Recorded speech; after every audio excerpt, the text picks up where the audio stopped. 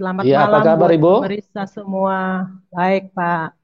Ya, puji Tuhan. Puji Oke, Bu Tuhan. Hilda, ini teman-teman sudah sangat banyak untuk mendengarkan kesaksian Ibu, bagaimana kasih kuasa dari Roh Kudus yang dinyatakan sehingga Ibu yang tadinya tidak percaya atau mungkin tergolong orang yang anti kepada Tuhan Yesus. Nah, bagaimana kisah selengkapnya Ibu bisa bagikan kepada kita semua, dan saya sangat percaya itu akan sangat menjadi berkat bagi semua teman-teman yang ada di link ini. Oke, waktu dan tempat saya serahkan kepada Ibu Hilda. Silakan Ibu. Salam buat Pak Pendeta Yusuf dan buat pemirsa yang saya kasihi dalam nama Tuhan Yesus Kristus. Saya mau memperkenalkan diri saya. Saya ini berasal dari Situbondo. Dan kelahiran saya itu di Bondowoso, besar saya di Situbondo. Saya punya orang tua, saya masih keturunan Arab. Saya 8 bersaudara, saya anak pertama. Di situ saya dibesarkan, dididik secara Muslim yang fanatik, yang tidak boleh meninggalkan sholat. Bahkan orang tua saya ini, abi saya mempunyai 2 istri. Yang umi saya ini istri kedua. Di situ orang tua saya melihat umi ini. Saya mulai dari kecil saya melihat seringkali mereka menangis karena kadang-kadang dibanding-bandingkan. Orang tua saya sangat keras. Dia mendidik saya dan anak-anaknya itu tidak boleh sampai meninggalkan sholat. Itu marah sekali. Subuh pun kami digedor harus sholat. Saya punya rumah itu berhadapan dengan sebuah gereja. Waktu itu waktu saya masih kecil. Saya berhadapan dengan sebuah gereja, saya punya rumah, terus ada jalan raya, di sebelahnya itu gereja. Di situ mereka itu kadang menyanyi, kadang tepuk tangan, kadang menangis. Saya juga penasaran, karena saya masih kecil waktu itu. Kalau tidak salah saya kelas 3 SD. Saya sembunyi-sembunyi, saya nyebrang ke gereja tersebut. Saya mendengarkan itu orang menyanyi itu saya senang sekali sampai itu saya berdiri sampai orang pulang. Pulang gereja saya juga ikut menyeberang pulang secara sembunyi-sembunyi. Suatu ketika ada yang lapor karena di situ tuh kalau orang pulang gereja itu tukang-tukang becak banyak. Dia laporkan kalau anaknya itu seringkali dia menonton orang lagi beribadah di gereja. Disitulah puncak kemarahan orang tua saya. Orang tua saya itu bilang, kamu ini Yahudi, kamu mau nonton-nonton orang gereja kamu mau jadi kafir. Saya dipukul waktu itu. Untuk saya tidak lagi pergi ke gereja tersebut. Tapi kok saya makin penasaran. Nah, saya anggap saja saya ini masih anak-anak itu, walaupun dipukul, saya ingin ke sana seperti hari Minggu itu seperti ada orang yang ayo ke sana nonton. Saya penasaran dengan waktu itu saya masih ingat, masih kecil, saya sudah saking setiap minggu saya berdiri di gereja situ, saya lagu itu saya ingat, sampai saya nyanyikan ke rumah. Lagunya itu yang berbunyi, puji Tuhan, haleluya, puji Tuhan, haleluya. Saya itu tidak mengerti, namanya masih anak-anak, jadi saya pulang ke rumah saya nyanyikan. Saya di kamar tuh saya menyanyi. Didengarlah dengan orang tua saya sama Umi. Umi marah sekali sampai menangis-menangis. Kamu itu kenapa? Kok harus meniru orang kafir? Itu kan lagunya orang kafir kamu nyanyikan. Tapi saya kalau menyanyi itu saya bahagia sekali. Saya sembunyi-sembunyi saya menyanyi. Nah, pada suatu ketika saya ini menemukan saya pergi lagi. Padahal saya dipukul itu bukan dipukul main-main dengan orang tua ini. Sampai pakai sendal saya dihajar. Waktu itu masih kecil. Tapi saya mau pergi lagi. keinginan saya mau pergi ke gereja itu saya kuat sekali. Saya harus pergi nih, sembunyi. Nyebrang lagi saya nonton, nonton orang ini di gereja. Di situ saya tiba-tiba menemukan orang pulang semua, saya dapat satu Alkitab. Alkitab itu kalau nggak salah Perjanjian Baru, kecil. Saya bawa lah ke rumah. Namanya saya masih anak-anak, walaupun mungkin waktu zaman dulu itu kelas 3 SD, baca juga mungkin terpatah-patah, tapi saya berusaha saya baca. Yang saya ingat tuh di Abraham memperanakkan. Saya ketawa sendiri. Saya bilang, apa ini ya? Kok memperanakkan. Saya nggak puas. Saya tanya lah ke teman saya. Karena saya tanya ke teman saya, ini apa? Saya dapat Alkitab ini. Wah, teman saya, teman mengaji saya itu marah sekali. Kenapa kamu mau pegang itu Alkitabnya orang Kristen?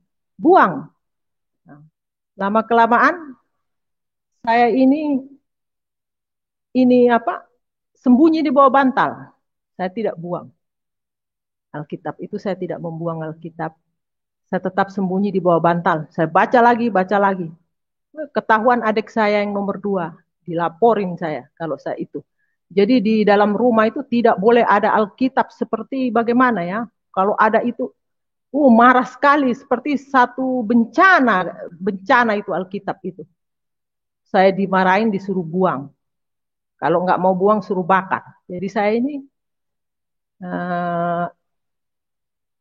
tidak mau saya buang, saya tidak mau membakar. Tapi saya ada teman saya satu, tetangga saya kan Cina semua di situ, buka toko. Jadi saya tanya, ada Cina, saya tanyakan sama dia, kamu orang Kristen? Enggak, saya ini Buddha. Oh, terus kamu punya saudara Kristen? Ada. Ini saya mau kasihkan Alkitab, bisakah kasihkan saudara kamu? Saya tidak mau membuang itu, jadi saya kasihkan di teman saya punya saudara. Mereka dengan senang hati, mereka nerima itu Alkitab. Karena saya dulu dididik itu mulai dari kecil itu ya, pulang sekolah SD, saya masih ikut sekolah madrasah siang-siangnya. Dari madrasah malamnya saya mengaji. Pokoknya dididik orang tua saya itu, saya tidak ada kesempatan kayak mau keluar rumah itu tidak ada kesempatan. Eh, Waktu itu orang tua saya sangat fanatik dan di daerah saya itu tahu sendiri orang-orang yang keturunan Arab tuh jarang mereka untuk mau keluar-keluar rumah. Jadi kita kalau keluar itu sembunyi-sembunyi. Jadi singkat cerita ini saya langsung setelah saya lulus SD, saya dimasukkan ke pesantren yang ada di daerah Probolinggo itu selama 2 tahun. Saya masuk pesantren, diberhentikan.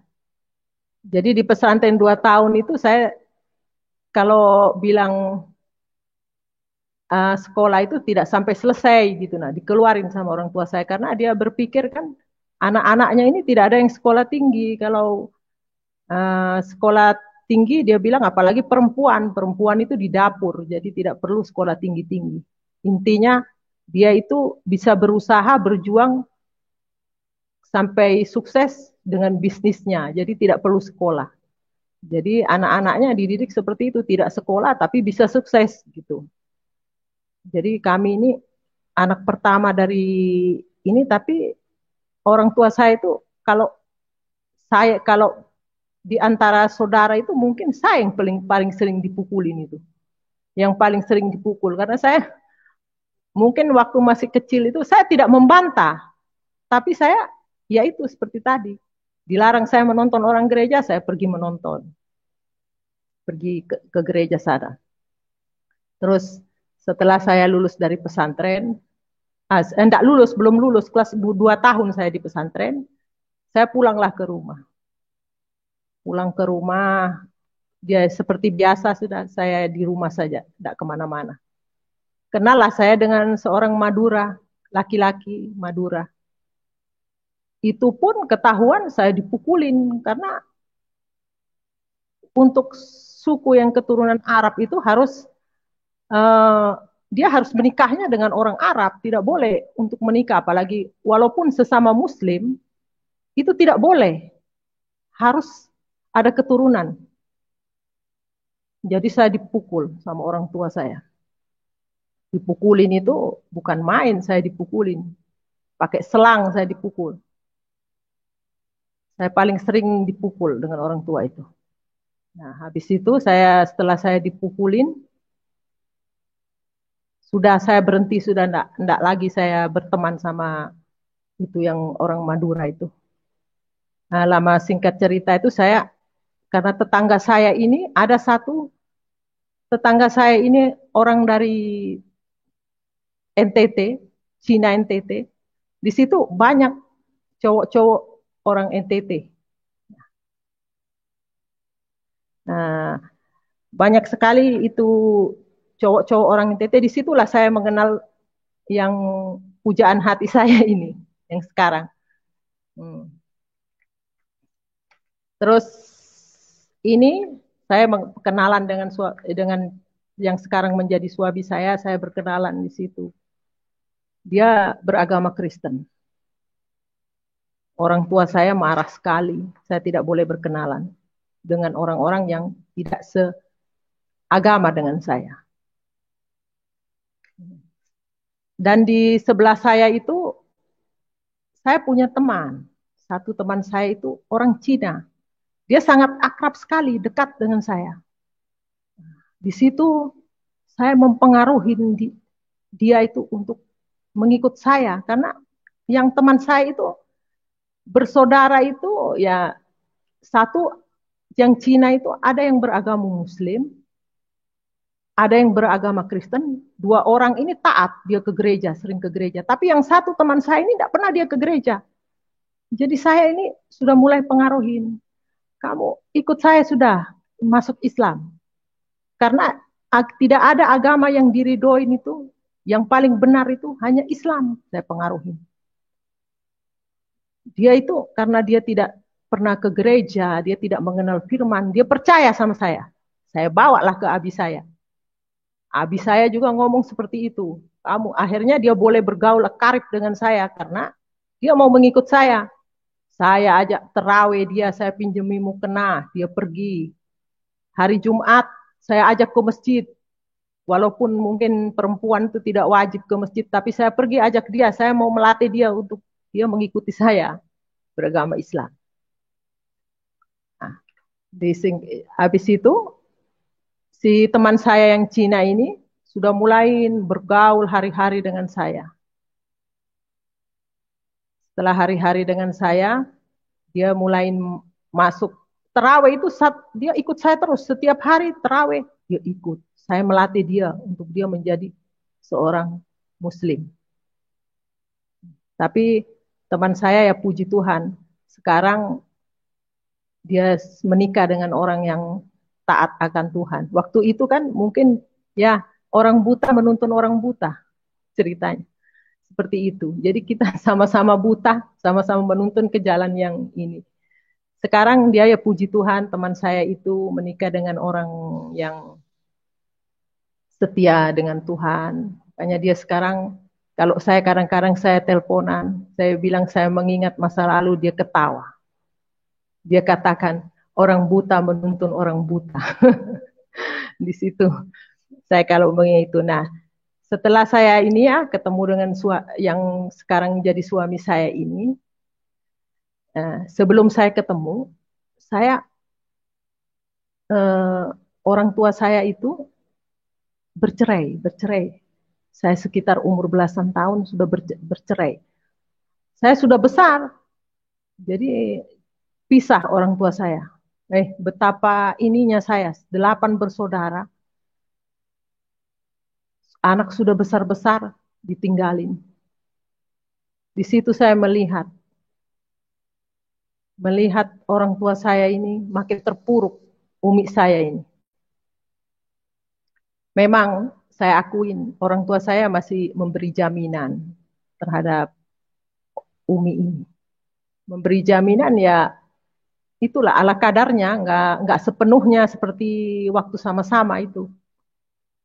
Di situ begitu ini saya mengenal setelah orang tua saya bercerai, Umi. Nah, saya berlanjut dengan yang ini yang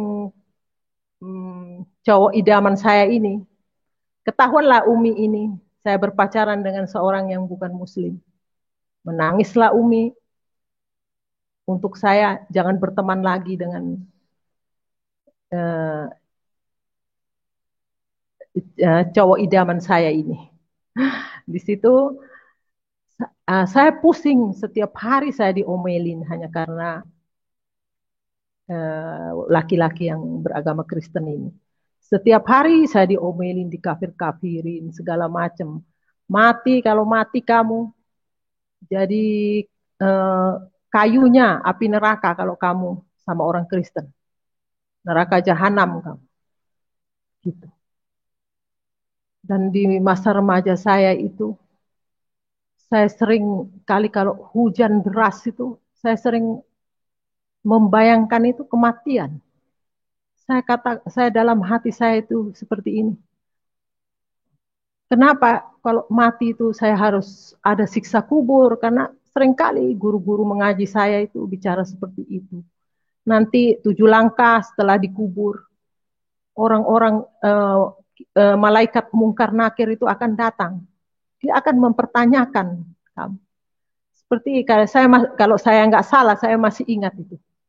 Seperti marabbuka, siapakah Tuhanmu? Wan nabiyuka, siapakah nabimu? Wal imamuka, siapakah imammu? Wal kiblatuka, di mana kiblatmu? Itu pertanyaan-pertanyaan seperti itu tuh sampai saya hafalin waktu itu. Saya bilang saya kalau mati yang penting saya bisa hafal.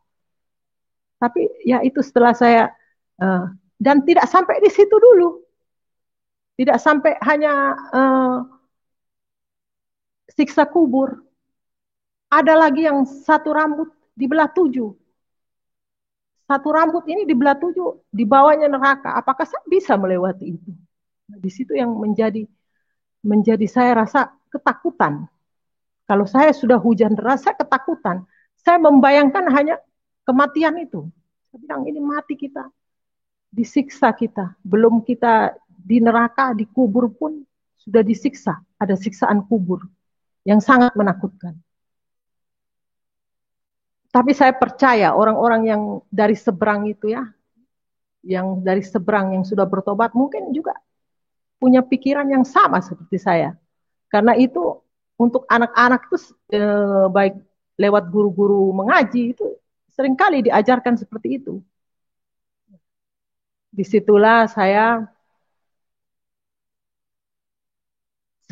berpacaran dengan yang sekarang menjadi suami saya ini. Orang tua saya mulai marah, mulai sering meledak-ledak, dia marah sampai menangis mengeluarkan air mata untuk saya memutuskan. Pas kebetulan nenek saya itu ada di Arab Saudi sana. Saya bilang, saya mau berangkat aja orang tua saya bilang, kamu lebih baik pergi ke Arab di sana, ke Arab Saudi. Daripada kamu di sini, nanti kamu jadi sama orang kafir. Bilang seperti itu. Sudahlah, nenek saya yang ada di Arab itu dia tidak mau saya pergi ke sana, tapi orang tua saya ini selalu mendorong saya untuk saya pergi. Akhirnya saya mendaftar lah, saya pergi ke sana, ke Arab Saudi. Singkat cerita di sana, saya sempat juga menjalani umroh 2 kali saya. Umroh setiap tahun, bulan puasa itu saya ke sana. Saya pergi ke Masjidil Haram. Saya mengelilingi Ka'bah 7 kali.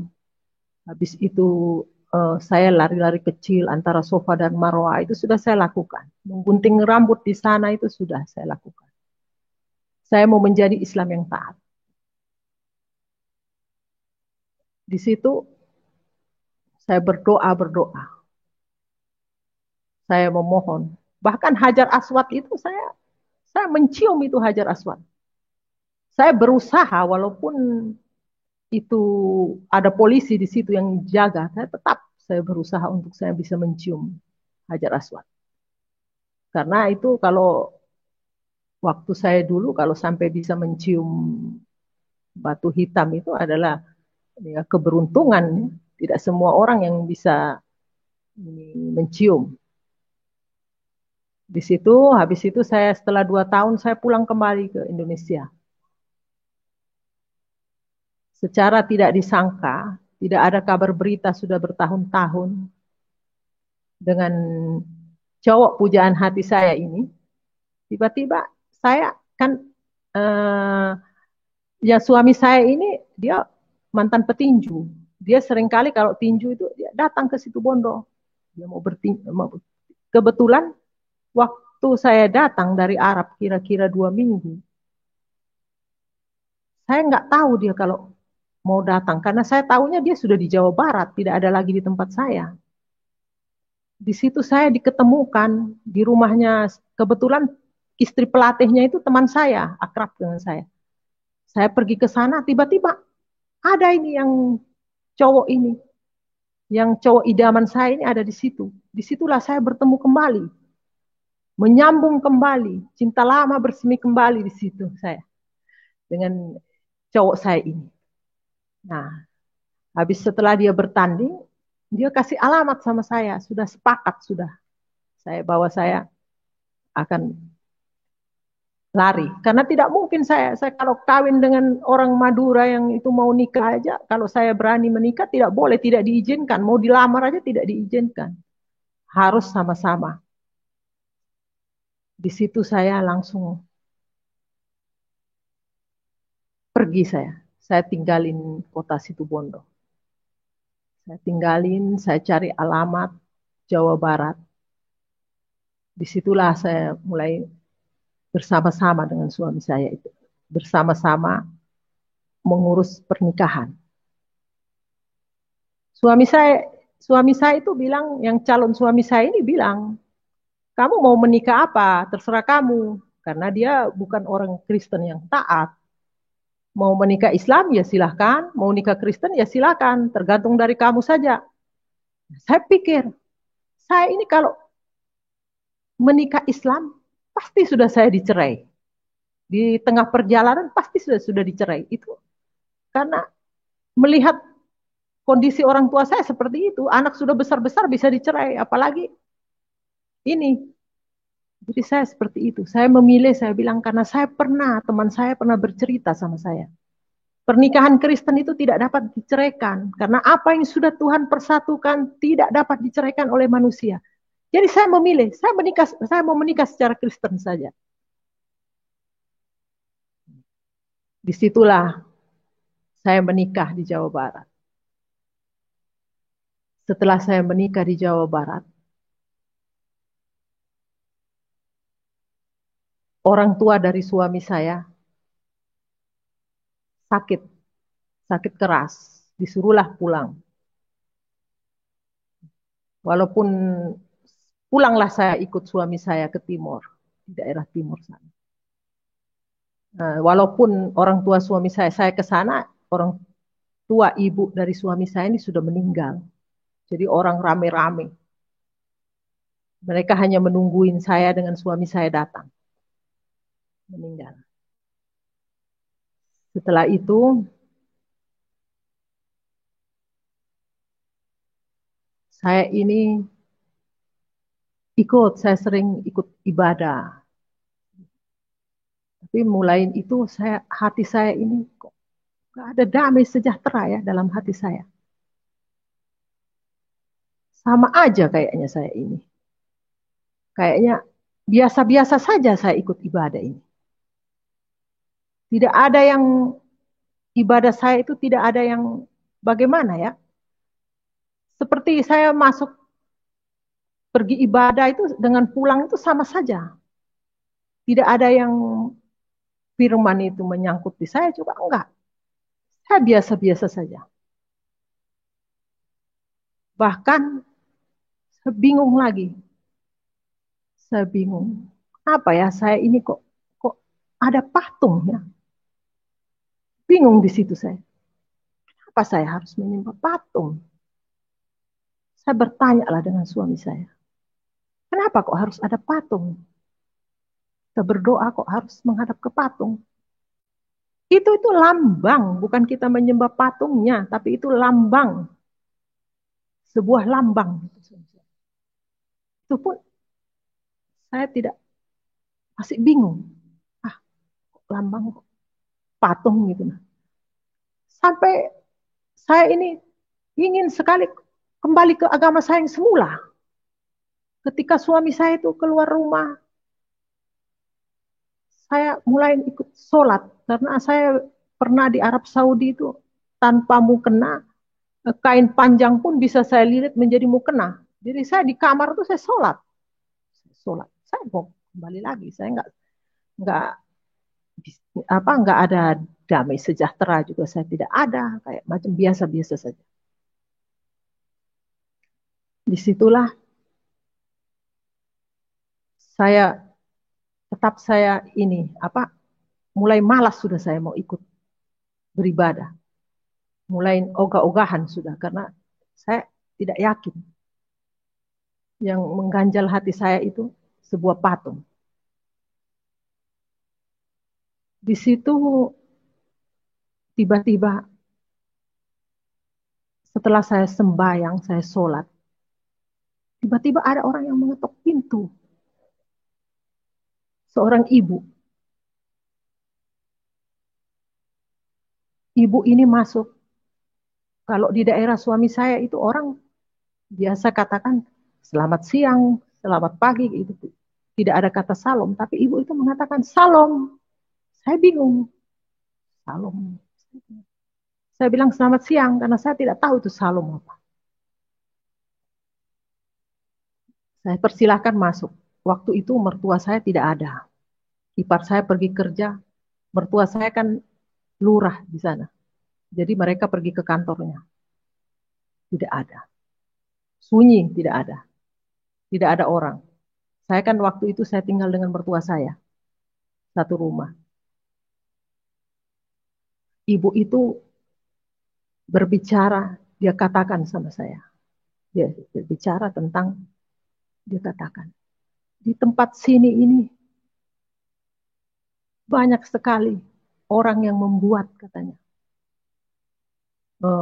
rumah-rumah baru, gua-gua baru dengan tangan manusia, dia membuat patung, dan mereka datang beribadah, menyembah.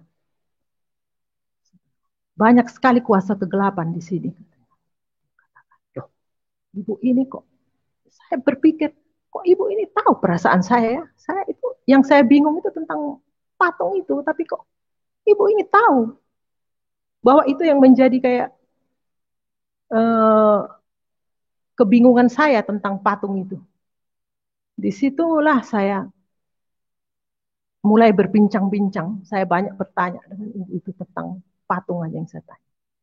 Nah, ibu itu mengatakan saya disuruh baca di Yesaya 44. Yesaya 44. Bacalah itu, Yesaya 44.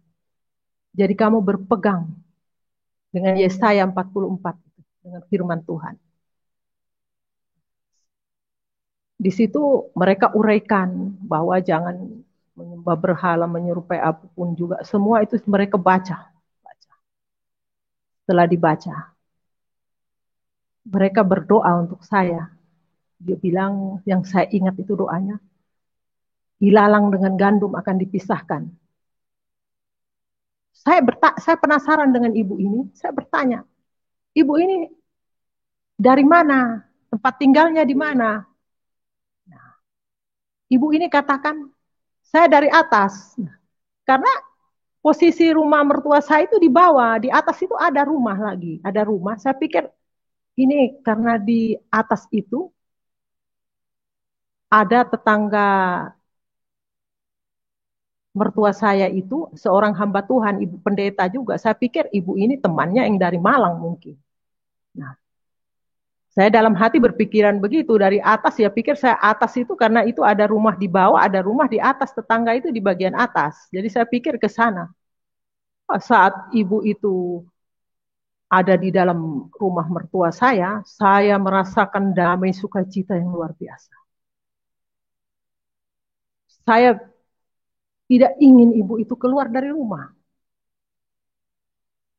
Saya ajak, saya pokoknya saya senang sekali. Disitulah saya langsung ibu itu permisi. Setelah itu, setelah dia berbincang-bincang dengan saya, dia permisi. Terus saya mau tanya lagi sama ibu itu. Setelah dia keluar, dia katakan salam, dia berjabat tangan dengan saya, dia minta izin. Saya panggil lagi dari, maksud saya, siapa tahu ada nomor teleponnya, apa saya bisa menelpon nanti kalau ini. Karena saya rasa nyambung sekali saya berbicara itu. Nyambung sekali saya bertanya tentang apa saja dia jawab tentang ya terutama tentang keyakinan. Langsung seperti kilat. Seperti kilat itu kayak kilat sus katanya menghilang. Saya panggil sudah kayak tapi saya juga penasaran masih. Loh, kok ibu itu kok menghilang? Naiklah saya ke atas ke tetangga saya. Saya tanya, ada seorang ibu ya, barusan nih ada orang ibu-ibu ini datang ke rumah. Dia dari sini kah? Nggak ada itu. Nggak ada, cuman ada kakak saya katanya. Saya makin penasaran. Apa ini? Saya tidak tahu, tetap saya penasaran dan saya sampai berbicara sama ipar saya. Ada seorang ibu datang ke sini, saya berbicara seperti yang saya bicara tadi. Yang saya bilang patung-patung itu saya bicarakan. Ada ipar saya ini marah. Kenapa ibu itu tidak ketemu saya ya? Kalau seandainya ketemu saya akan ngomong sama dia. Sembarang aja mereka ngomong. Seperti itu. Di situ saya melihat selama saya berada di timur. Minta maaf ya, bukan saya mau menjelekkan. Ini satu kesaksian. Kelakuan suami saya itu memang dia temperamen orangnya. Karena dia mantan petinju. Di situ dia selalu bikin onar. Orang tua yang jadi lurah, tapi dia yang setiap hari dia berkelahi dengan orang. Kelakuannya itu minum, habis minum pukul orang. Itu saya sudah sering saya melihat suami saya punya kelakuan. Bahkan bapaknya takut sama dia. Di situ bapaknya sendiri takut. Bapaknya sampai bagaimana ya kalau seumpamanya eh, orang tua yang jadi lurah, tapi dia yang seringkali ini ada orang lewat, dia tanya, ada KTP? Malam ini, habis mabok dia orang lewat ditanya, ada KTP? Padahal malam dia tanya orang itu, intinya cari gara-gara. Nggak ada, langsung dipukul orang itu. Sering sekali saya kalau dia mukulin orang, saya langsung ini apa, bawa orang itu ke rumah sakit. Karena orang itu sampai berdarah-darah. Seringkali dia dipukuli, mukul. Orang tanpa salah, kadang tanpa kenal, mukul. Akhirnya mertua saya ini kasihan sekali. Orang yang sangat sabar mertua saya itu. Dia biar dimarahi dengan suami saya, dia tidak pernah menjawab. Dia tahu karakter anaknya seperti itu. Di situ sakitlah mertua saya ini. Karena mungkin pikiran dia lurah, seringkali dipermalukan dengan cara anaknya seperti itu. Terus suami saya berpikir, bapak sudah sakit. Tiba-tiba ada orang itu dari transmigrasi.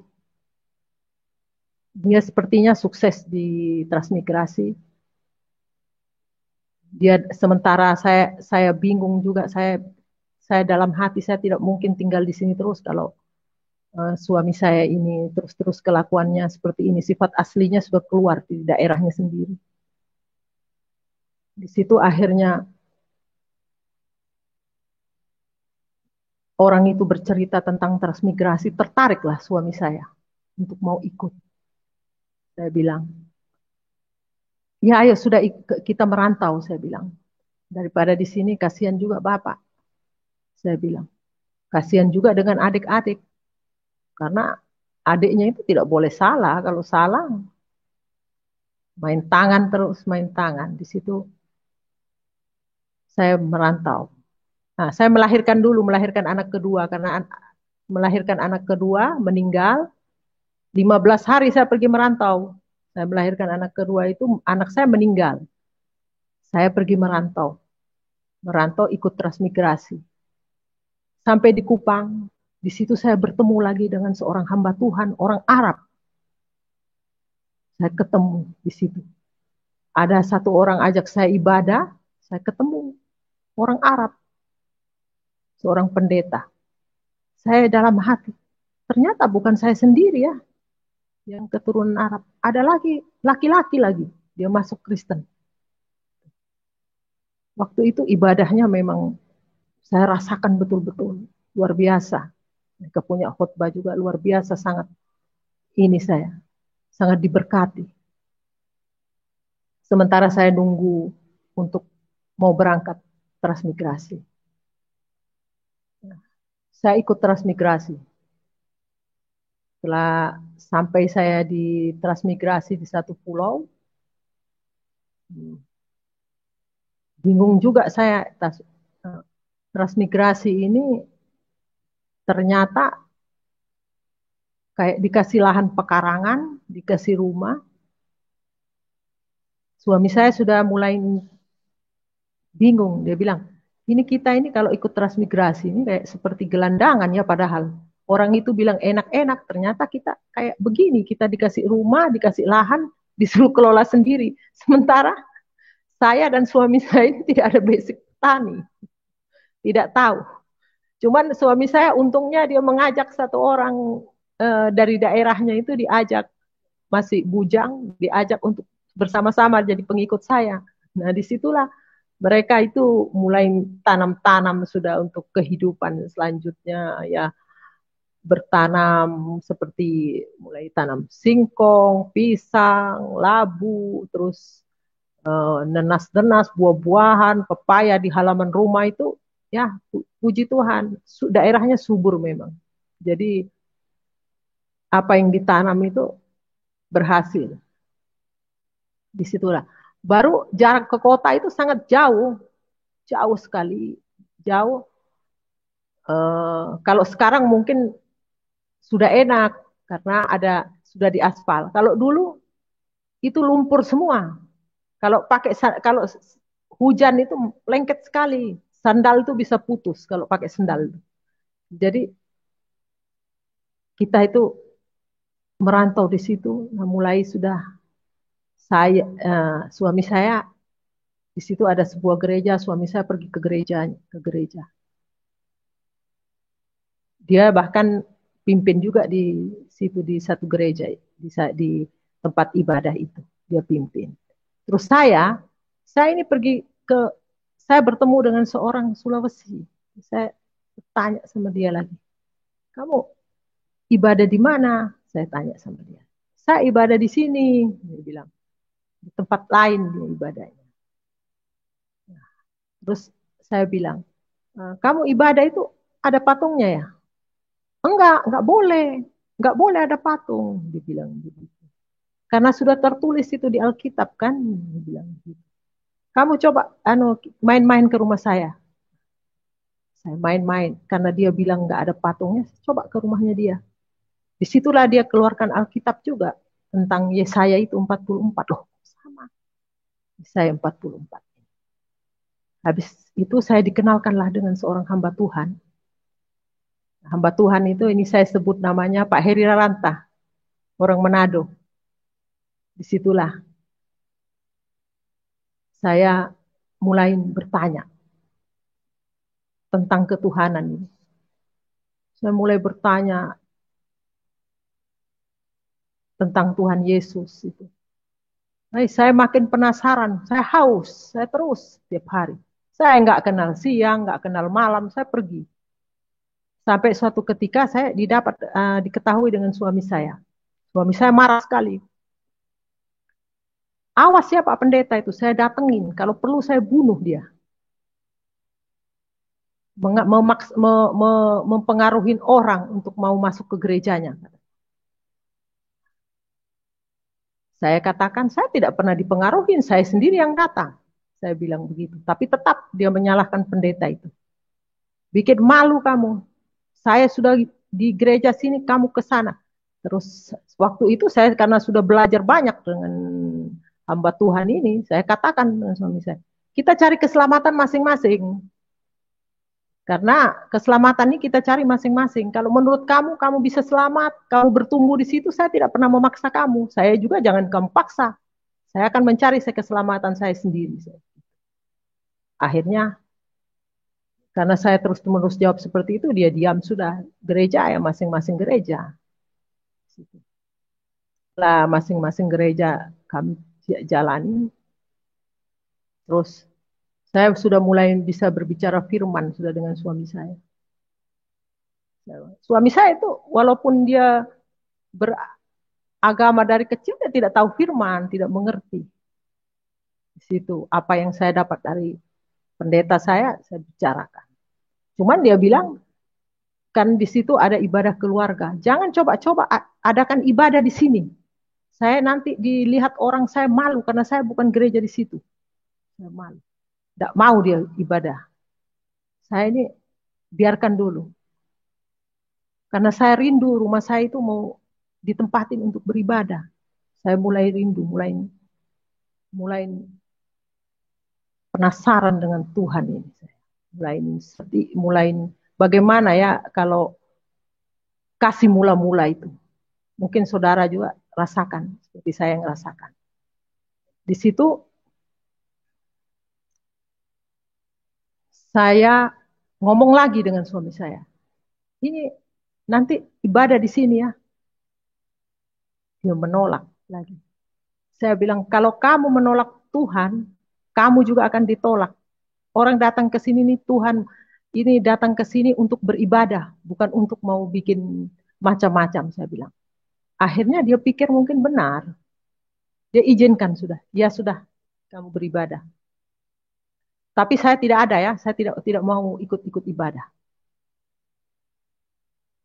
Ya terserah, yang penting diizinkan untuk ibadah di rumah. Di situ saya beribadah dan dia juga ikut ibadah. Dia tidak yang seperti dia bilang dia tidak mau ikut, tapi dia ikut. Mungkin dalam hatinya juga penasaran dia. Disitulah firman Tuhan kena di suami saya. Dia merasakan jamahan kuasa Tuhan. Mulailah dia. Minggu depannya dia mulai ikut ibadah sudah di situ. Ikut ibadah bersama-sama. Biar gelap-gelap malam kami itu dengan pakai senter malam-malam itu kami pergi ibadah. Bawa anak-anak kami untuk beribadah. Nah, habis itu keadaan ekonomi waktu di transmigrasi itu sangat sulit. Beras yang satu karung 60.000 waktu itu. Jadi naik 125. Itu langsung orang-orang itu, banyak orang-orang itu makan singkong. Mereka itu tidak makan nasi karena beras sudah naik. Sedangkan uang pemasukan tidak ada. Banyak di sana tanaman, tapi untuk mau jual ke kota, pembelinya tidak ada. Kalau mau jual ke kota, itu mobil tidak mau bawa. Karena kadang-kadang kalau sudah macet di jalan itu sampai berjam-jam, orang dorong mobil baru bisa jalan. Dan itu tunggu kering dulu karena tidak ada pengerasan juga tidak ada. Itu. Jadi tidak laku tanaman itu untuk dikonsumsi sendiri. Bahkan pisang-pisang itu, pisang bermacam-macam pisang, tapi kami ini makan kan terbatas. Kalau satu kali masak, semuanya masak. Jadi taruh di samping rumah itu ayam yang makan. Pisang itu bertandan-tandan itu ayam yang makan. Bahkan itu nangka itu sampai masak-masak jatuhan itu tidak ada yang makan karena semua orang ada di rumahnya itu. Kita mau kasih siapa semua ada. Jadi kalau untuk tanaman itu banyak. Nah, setelah itu saya ini mulai suami saya ini dia harus bekerja karena anaknya kecil-kecil ya, anaknya kecil-kecil di sana tidak ada pendapatan uang. Dia mulai mau pergi ke kota. Bahkan dia menjual motornya karena dia dari daerahnya itu bawa motor, dia jual untuk mengurusi SIM. Dia jual untuk mengurusi SIM. Setelah dia jual itu motor itu ke pendeta saya. Jadi motornya masih bisa dipakai untuk ke sana kemari, masih bisa dipinjam karena bukan orang lain yang beli. Jadi disitulah mengurusi SIM. Setelah dia mengambil itu, setelah beberapa minggu kemudian SIM itu sudah bisa diambil, dia ambil, dia taruh di dompet, SIM itu jatuh dengan dompetnya. Dicari sudah tidak ketemu.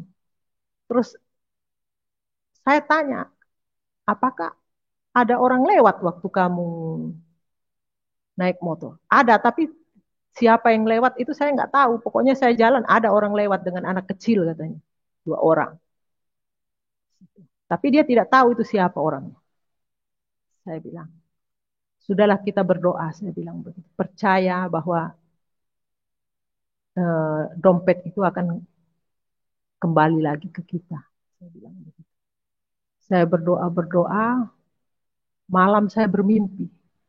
Bermimpi jelas sekali orang itu yang saya tahu nama orang itu karena sama-sama orang Tran. Dia mengambil dompet itu, uangnya diambil, habis uangnya diambil, dompetnya dibuang ke semak-semak di hutan. Terus waktu pertama waktu itu saya suruh suami saya lah hari pulang gereja, saya bilang kamu pergi ke orang ini. Karena penglihatan saya lewat mimpi orang ini yang dapat. Begitu sampai ke rumahnya, ditanya dengan suami saya, dia langsung mengaku. Dia bilang, saya tahu itu tempatnya Pak. Tapi itu dia tidak mengaku kalau dia yang ngambil ya.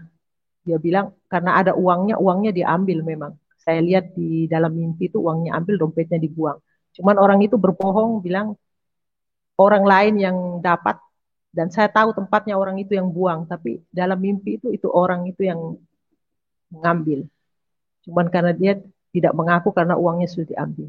Suami saya bilang, tidak apa-apa Pak, yang penting dompet saya kembali. Nanti saya kasih Bapak uang juga, asal Bapak ambil dengan saya antar dengan motor. Dia ngambil dompet itu, ya seperti di dalam penglihatan saya lewat mimpi itu, terbuka dompetnya di semak-semak. Memang sampai basah kena hujan itu. Akhirnya, puji Tuhan, SIM itu kembali. SIM itu kembali, suami saya merantaulah ke kota. Dia mencari sebuah pekerjaan. Karena di daerah transmigrasi itu, kalau untuk uang itu sangat susah. Tidak ada orang yang untuk, tidak ada pekerjaan lain ya di sana ya. Cuman bertani dan eh, dari hasil pertanian itu tidak bisa dijual. Disitulah saya melihat mukjizat-mukjizat terjadi terhadap diri saya setelah suami saya pergi ke satu tempat untuk mencari pekerjaan. Saya rajin berdoa. Tengah malam saya bangun, saya berdoa, saya bergumul sama Tuhan. Saya bergumul. Tetangga saya itu besoknya selalu bilang begini, Ibu, Ibu tadi malam pakai genset ya? Padahal saya di sana itu pakai lampu minyak tanah.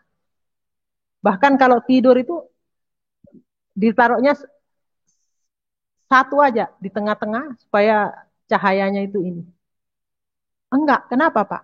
Oh tadi malam terang sekali katanya, terang sekali rumah ibu. Katakan seperti itu. Ini kesaksian menurut tetangga-tetangga saya di sana. Setelah saya waktu suami saya pergi itu beras itu hanya 5 kilo. Tidak ada lebih dari 5 kilo, 5 kilo.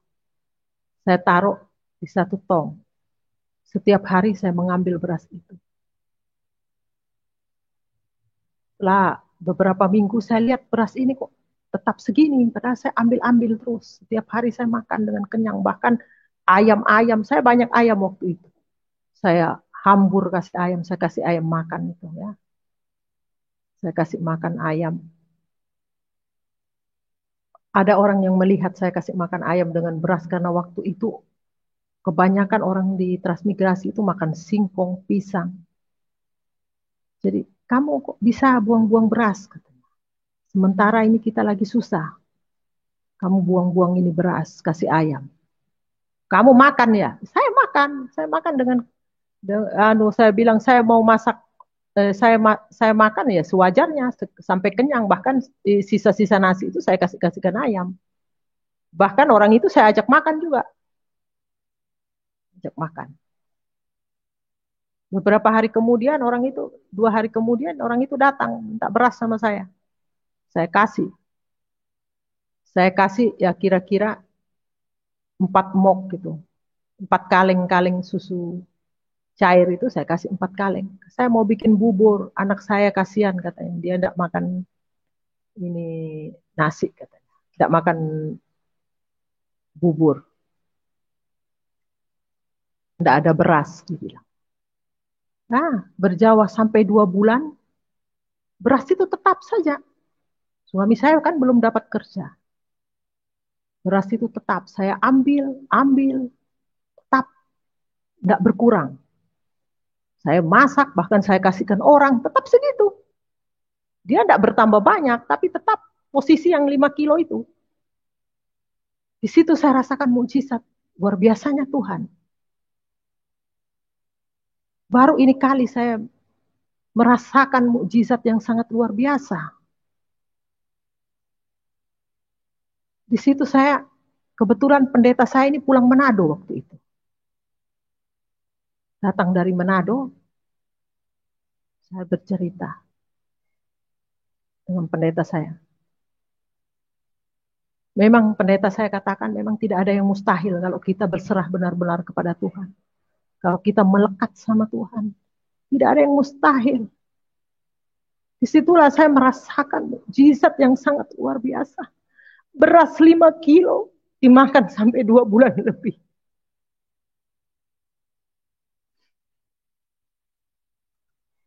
Bukan hanya itu, anak saya yang pertama itu,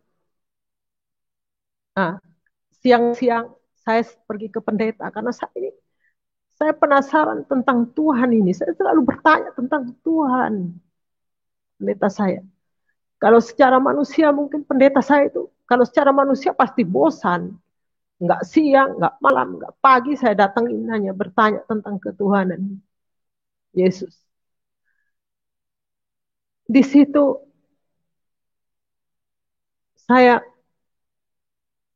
sementara saya bertanya, saya bertanya tentang ketuhanan Yesus. Anak saya ini, anak pertama saya lagi memancing dia pas di halaman rumah itu, di belakang itu ada sungai yang biasa dia memancing, sering dapat ikan di situ. Kira-kira waktu itu anak saya kelas 2 SD. Tapi sudah pintar dia memancing.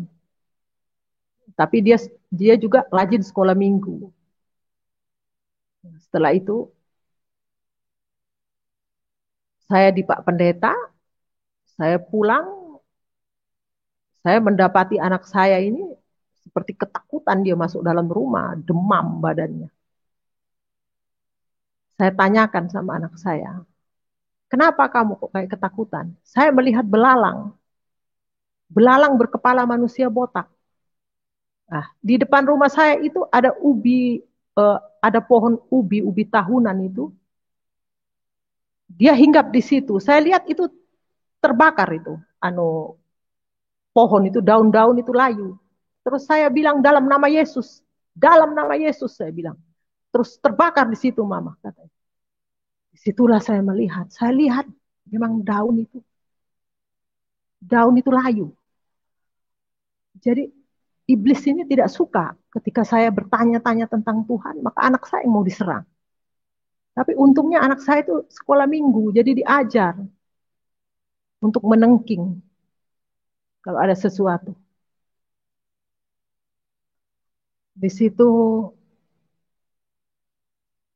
saya melihat kuasa-kuasa Tuhan yang sangat luar biasa di daerah transmigrasi. Akhirnya setelah suami saya datang ini ya 2 bulan, 2 bulan dia datang, 2 bulan lebih dia datang ke daerah transmigrasi. Dia membawa ya sembako berupa beras, bahkan apa snack-snack makanan anak-anak dari hasil gajinya dia yang kerja. Dia sudah mendapatkan pekerjaan, dia pulang, sudah mendapatkan hasil. Disitulah saya melihat beras itu saya ambil sudah mulai berkurang. Pendeta saya katakan, Tuhan itu tahu pada saat ini berkat yang sudah disiapkan lewat pekerjaan suami ibu. Di situ itulah yang berkat yang Tuhan kasih. Jadi beras itu sudah mulai berkurang. Sampai saya kadang bercanda dengan pendeta saya. Kalau seandainya tetap mukjizat terjadi seperti itu, maka saya tidak akan pernah membeli beras. Saya katakan begitu, saya bercanda. Tapi pendeta saya katakan, Tuhan itu maha tahu. Setelah itu, saya mengikuti suami saya ke kota karena dia sudah mendapatkan pekerjaan. Saya mulai ikut sudah. Saya mulai menyewa rumah yang sangat sederhana. Karena waktu itu gaji suami saya masih kecil, saya menyewa rumah juga kecil. Di situ pertama saya pindah ke kota, habis pindah dari kos satu ke kosan yang satu lagi. Saya mau cari yang lebih besar lagi, yang agak layak. Jadi mulai suami saya gaji meningkat, saya mulain lagi cari tempat yang agak besar supaya saya lebih nyaman saya tinggal. Di situ saya berdoa lagi, Tuhan, ketiga kali jangan sampai saya ini menyewa lagi Tuhan. Ketiga kalinya saya punya tempat tinggal sendiri Tuhan. Walaupun itu gubuk-gubuk Tuhan, saya tidak mau menyewa. Saya katakan sama Tuhan seperti itu. Apa yang terjadi? Memang betul. Tuhan kasih. Tuhan kasih. Waktu itu saya tidak punya uang untuk mau membeli rumah kok. Saya mau menyewa, tiba-tiba temannya yang orang DPR ini beli saja itu.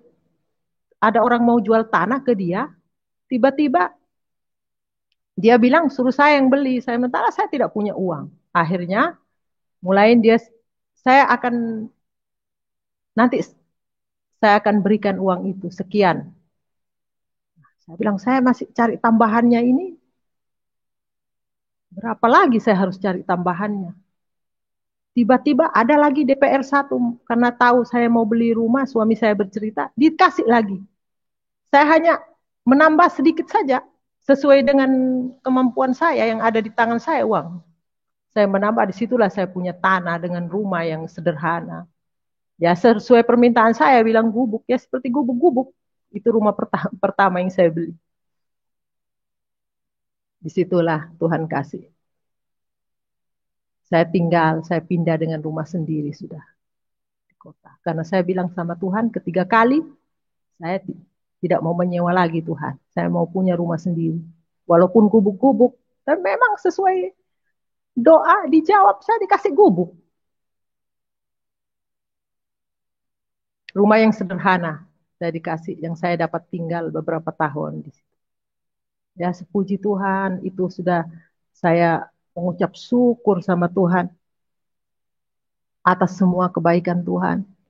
Pada tahun 2000, saya sudah dibaptis dengan suami. Saya sudah mengikut Tuhan Yesus.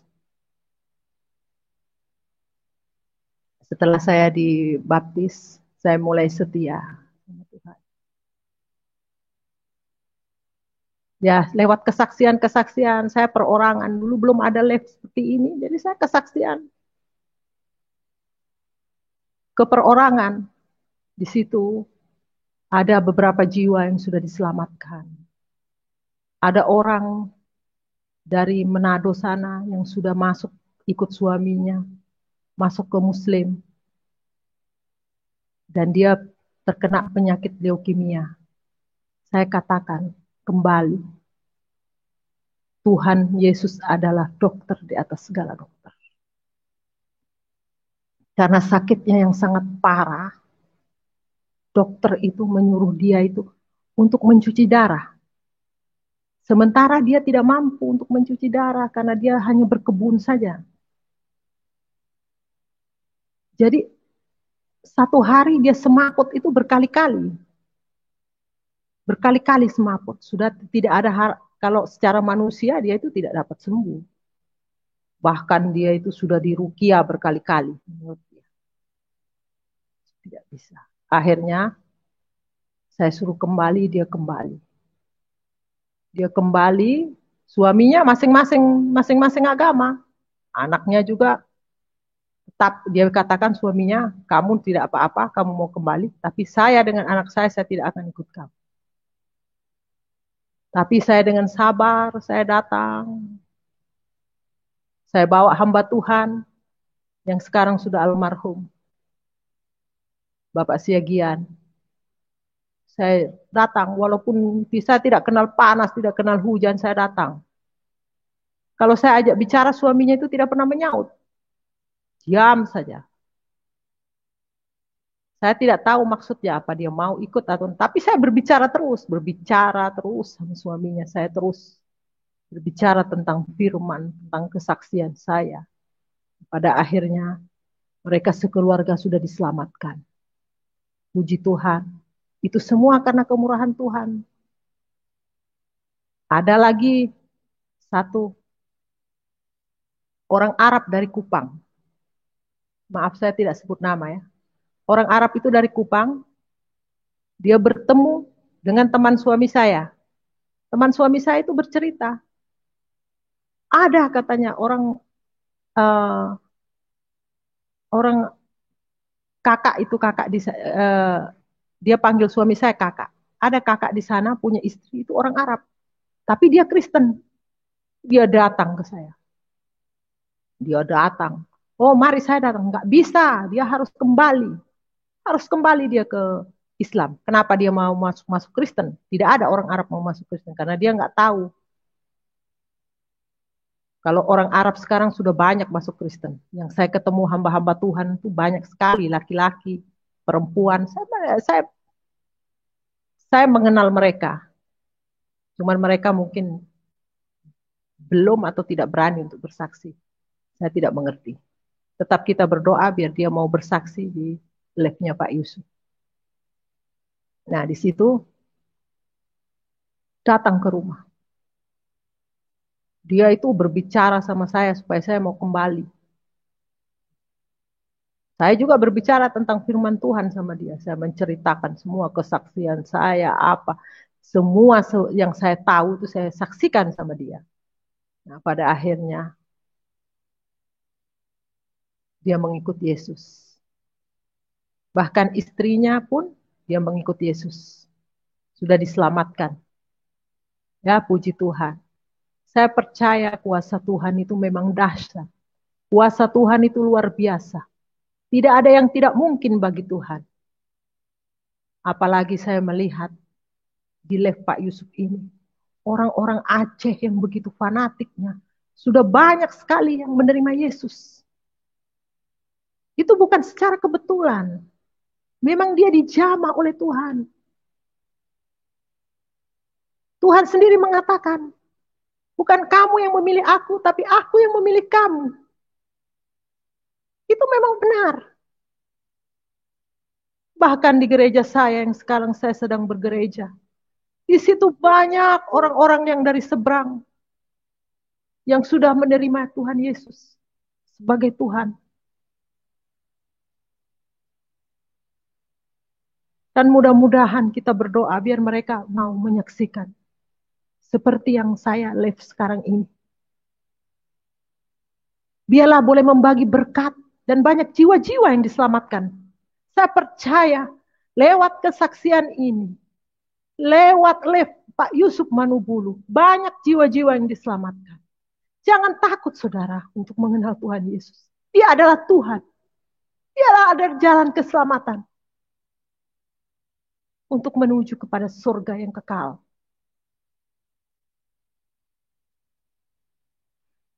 Saya sangat berterima kasih saya mengenal Tuhan Yesus.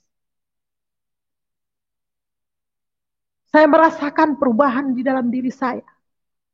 Dulunya saya akan tinggal di daerah Situbondo itu Madura yang sangat kasar. Saya pun dulu saya kasar, saya garang, saya berani sama orang. Saya tidak pernah takut orang. Tapi begitu saya mengenal Tuhan Yesus, Tuhan sudah ubahkan saya menjadi pribadi yang takut akan Tuhan. Saya tidak, hati saya merasakan damai, sukacita yang luar biasa. Dan saya tidak bisa kasar dengan orang, saudara. Saya tidak bisa. Saya banyak mengalah, saudara. Itu bukan karena saya. Itu semua karena Tuhan. Kuasa Roh Kudus yang memampukan saya untuk yang bisa merubah karakter saya hanya Tuhan, saudara. Kalau secara manusia tidak mungkin. Saya tinggal di daerah Madura yang kesehariannya saya berbahasa Madura yang begitu kasar dan tidak pernah mau mengalah. Ditambah lagi dengan suami yang orang timur yang karakternya juga kasar, saudara. Mana mungkin kalau bukan Tuhan Yesus saya bisa berdamai dengan diri sendiri bahkan dengan orang lain, saudara.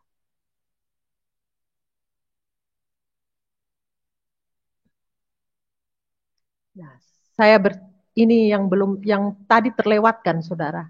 Saya tahun 2006, saya sempat pulang ke Situbondo. Ini yang terlewatkan. Minta maaf, saudara. Ini mungkin sudah ini. Saya pulang ke Situbondo. Awalnya saya di daerah transmigrasi itu saya bersurat karena saya masih ingat alamat saya bersurat dengan orang tua saya. Rupanya dibalas, saudara, surat saya setelah 8 tahun kemudian saya meninggalkan orang tua, dibalas surat saya yang isinya foto adik-adik saya. Itu di situ saya dapat berkomunikasi karena saya dikasih nomor telepon di rumah. Dia menyuruh saya pulang. Tahun 2006 saya sempat pulang ke Situbondo, saudara, menemui Umi ini. Tapi dengan Abi saya tidak bertemu. Karena Abi juga sudah pernah menurut saudara saya itu mengancam. Bahkan mengutukin saya. Lebih baik kelihatan kuburannya daripada dia hidup. Saudara saya katakan seperti itu. Jadi kalau kamu ditunggu pulangnya saja ya nanti. Kamu kalau pulang, Abi sudah siap mau membunuh saya, katanya. 2006 saya pulang, ya puji Tuhan. Tuhan lindungi saya. Saya sempat beribadah di daerah Penarukan, saudara. Sempat beribadah di sana. Saya berhubungan sudah baik dengan Umi. Setelah itu saya pulang kembali. Saya pulang kembali 2 tahun kemudian Umi ini meninggal. Sebelum meninggal saya katakan, saudara, waktu sakit-sakit, saudara. Saya bilang, kalau saya bilang Yesus pasti tidak percaya. Saya bilang, berdoalah kepada Isa, Umi. Isa adalah, dia dapat menghidupkan orang mati, orang sakit, orang buta. Dapat menyembuhkan. Mintalah kepada Isa. Tapi saya tidak tahu apakah dia meminta karena saya ini istilahnya tidak bersama-sama. Jadi komunikasi saya dengan orang tua perempuan itu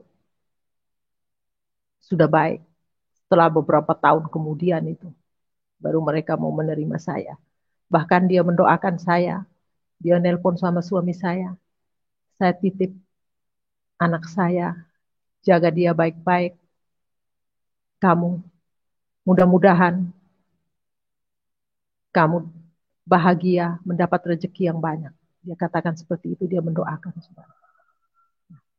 Terus saya waktu pulang ke Situbondo, Adik-adik saya itu ya baik-baik saja sama saya. Setelah saya pulang, umi saya ini menelpon saya, dia menangis. Menangis. Dia katakan begini, kan adik saya itu yang sudah kawin menikah sama orang Arab, dia katakan seperti ini. Kenapa kamu terima Ida itu?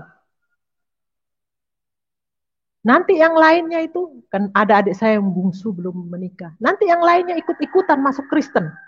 Dia bilang begitu. Kenapa diterima? Karena kalau saya ini kalau pulang diketahui dengan orang-orang di situ, orang-orang bahkan keluarga orang-orang Arab, itu orang tua saya pasti sudah diserang, tadi omongin yang enggak sudah. Jadi harus pulang dengan sembunyi-sembunyi saya. Pulang ke Jawa. Ya, puji Tuhan saya bertemu orang tua saya. Adik-adik saya yang menikah dengan orang Arab ini, yang perempuan-perempuan ini, tidak pernah berkomunikasi dengan saya, dia tidak mau. Dia katakan saya kafir. Dia tidak mau. Waktu saya datang dia baik-baik, tapi begitu saya pulang, orang tua saya perempuan itu yang diserang, kasihan sampai menangis. Dan sampai sekarang, ya ada yang baik sama saya, yang saya punya adik laki-laki itu, dia seringkali menelpon, tapi hanya batas menelpon saja. Dan ada lagi adik saya, laki-laki 2 orang, dia bilang saya pengen ke sana, lihat kamu ke sana. Ya, yuk datang ke sini. Tapi kalau saya ke sana, nanti sama tetangga-tetangga jangan bilang saya saudara ya. Nanti saya tidak enak. Saya katakan, oh, kok dia mau datang, tapi sedangkan tetangga saya di sini, walaupun dia beragama lain, baik semua sama saya. Tidak ada masalah, kok dia malah yang kayak seperti gengsi mempunyai saudara yang Kristen. Seperti itu, saudara.